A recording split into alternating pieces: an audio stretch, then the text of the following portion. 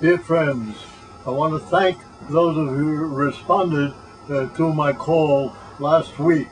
The important thing is to elect the Democrats, not because we believe that everything that Democrats do is right and that there is not a difference of opinion among them, but the fact is that the far right has even been spreading propaganda constantly that they are winning because they're putting a lot of money into ads, and that the Democrats are not going to win the by-elections that take place on November the 2nd. This is the last time I can talk with you before November the 2nd, and I want you to know that people are responding to the pressures coming against them on the economic level.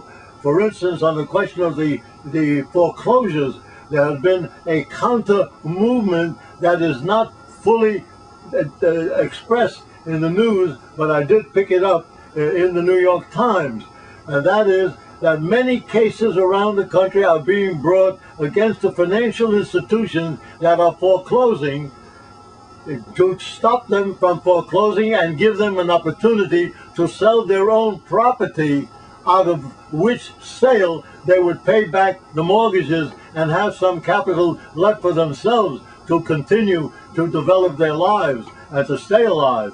Now that is a movement of people. I believe people want to do the right thing.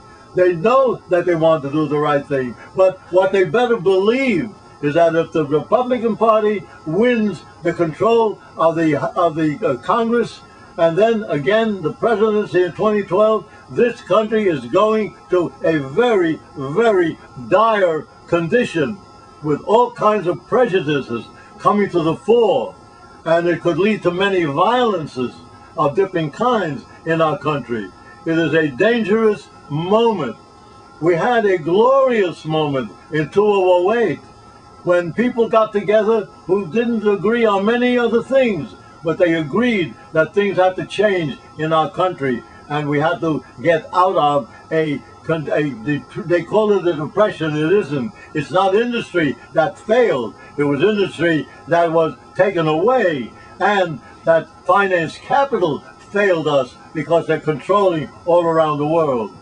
And they don't affect us, they affect it all, except China, because China is taking government money and loaning it to privately owned corporations that will put in high tech, and then putting in high tech create more jobs.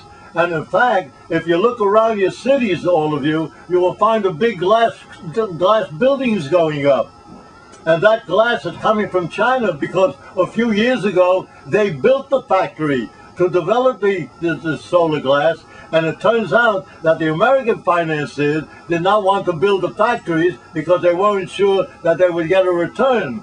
But after they found out what the Chinese did, they began to import the glass on which they make a profit, and then to change the buildings around. And it turns out that the cost of changing the buildings is returned to the owners of the building, their income from their tenants, and their use of energy for themselves in their own building at no cost within 3 years.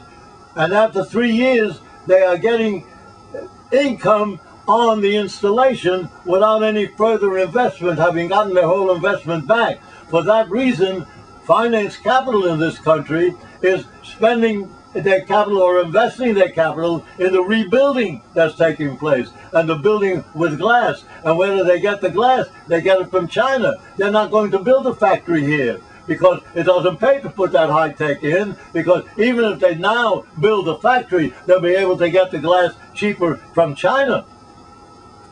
So, number one, don't blame China for everything that's happening. It's the way finance capital have been running this country. And don't compare what's happening now to what happened in the Great Depression. In the Great Depression, it was a breakdown in the industrial structure for relative overproduction of commodities, which overflooded the market that couldn't take it.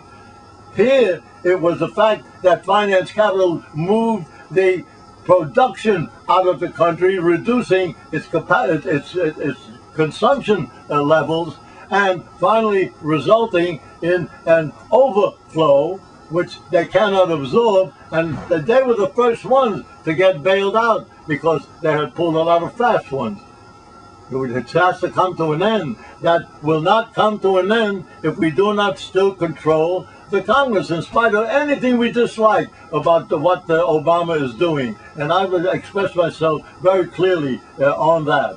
So let's all follow the lead of the people who are not fighting back and going back to what people have done in 2008. We were looking forward to making change. Now we have to battle on the legal side in order to get those changes made, and on the electoral side in order to maintain some position where we can do it. And so we have to support every move that goes against the pressures of finance capital, against the middle class, against the working people, and that is our job. And at this moment, next week, we have to face the real facts. If the Republican parties take the Congress, we are in for a hell of a situation in our country. And I want you to listen and think about it and beg about it and put away some of the things that you've been told and put away some of your own prejudices, as a matter of fact. But the idea of keeping the Congress in the hands not keeping the Congress, keeping the Congress away from the hands of the right-wing moving Republican Party is an absolute necessity at the present moment in order to bring our strength to bear on straightening out our country. I thank you very much.